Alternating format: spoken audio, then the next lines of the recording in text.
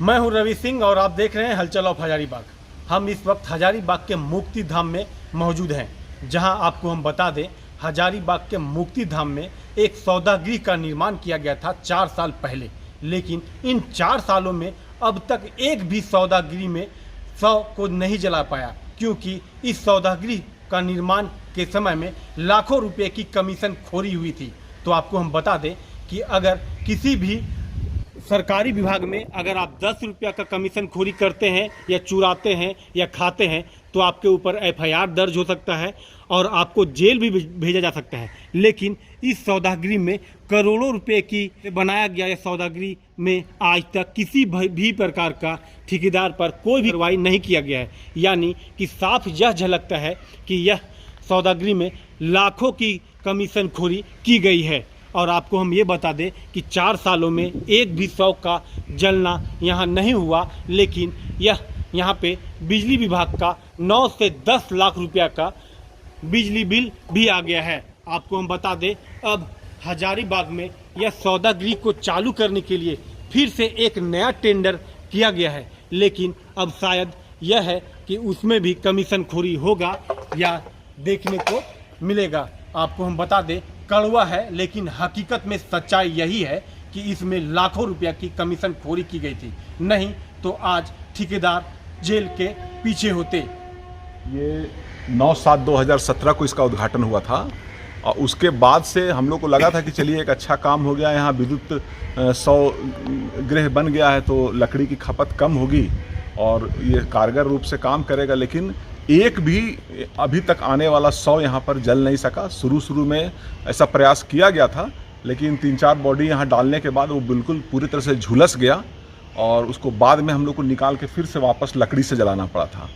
तो उसके बाद ये पूरे तरह से फेल है, कोई कारगर नहीं है। और लोगों ने बताया कि मशीन भी ठीक नहीं है, इसको स्टीम बनने में 5 से 6 घंटा इसको यहाँ पर हीट चेम्बर को तैयार होने में लगेगा, जबकि हजारीबाग में बिजली ही 5-6 घंटा नहीं रहता है, तो निर्बाध ढंग से तो कैसे चेम्बर तैयार होगा। दूसरी बात है कि इसके लिए जनरेटर का भी व्यवस्था यहाँ किया गया है, लेकिन उसमें इतना बड़ा जनरेटर है, अगर किसी को बॉडी जलाने के लिए यहाँ पर 100 दाह के लिए आना है तो 5-6 घंटा अगर वो जनरेटर चलाएगा तो उतना डीजल का खपत उसका कोई यहाँ कोई हिसाब किताब नहीं है कि उसका डीजल कहाँ से आएगा। तो इसके चलते पूरी तरह से फेल हो गया और इतने वर्षों में काम यहाँ कुछ भी नहीं हुआ, लेकिन 9 लाख का बिजली बिल आ गया और जिसके चलते आप समझ लीजिए कि 9 लाख का बिजली बिल आ गया और 5 बॉडी अभी तक यहाँ नहीं जलाया गया। इससे ये पूरी तरह से फेल है। और हम लोग तो अच्छा लगा था कि हम लोग का यहाँ का व्यवस्था देखते हैं, तो हम लोग सोचे थे कि चलिए लकड़ी की कमी हो रही है, धीरे धीरे लकड़ी मिलना मुश्किल हो रहा है और पर्यावरण के हिसाब से भी लकड़ी का खपत जितना कम हो उतना अच्छा है, लेकिन ये पूरी तरह से फेल कर गया। अभी फिर से सुनते हैं कि नगर निगम की तरफ से यहाँ पर कुकिंग गैस से है 100 को दाह करने का योजना आया हुआ है।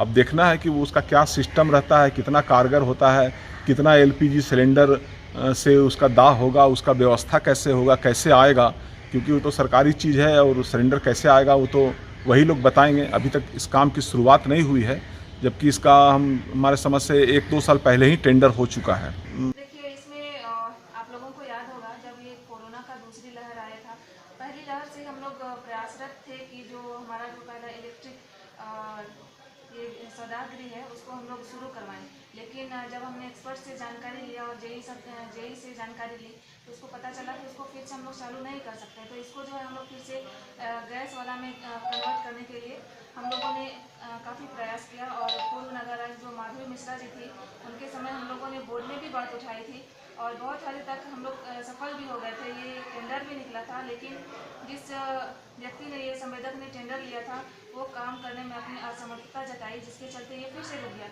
लेकिन इस बार की जो बैठक हुई थी 21 तारीख को, उसमें हम लोगों ने फिर से बात उठाई है कि ये जो विद्युत सौदागृह जो है उसको फिर से रांची में जो अभी चल रहा है उसी के तर्ज पर वहाँ के एनजीओ से संपर्क करके ये जो गैस में कन्वर्ट करने वाला काम है उसको जल्द से जल्द किया जाए, ताकि अभी आप देखेंगे लकड़ी की भी कमी हो रही है, उससे हम लोग निजात पा सकें। एफआईआर करने की बात भी कही जा रही है जो पिछले बार। देखिए सबसे पहले तो हम लोग उसको ठीक करवाने का हम लोग बात किए हैं उसके बाद में जिस एजेंसी ने इसको लगाया था, चूँकि आप लोगों को भी जानकारी होगी कि जब से ये लगा है, हमको नहीं लगता है कि इसमें जैसे लोगों ने भी कहा और वार्ड पार्षद, पूर्व के वार्ड पार्षद जो थे उन लोगों ने भी कहा कि इसमें 10 से 12 लाशें भी नहीं जली होंगी। तो बिल्कुल वैसे लोगों पर कार्रवाई होनी चाहिए।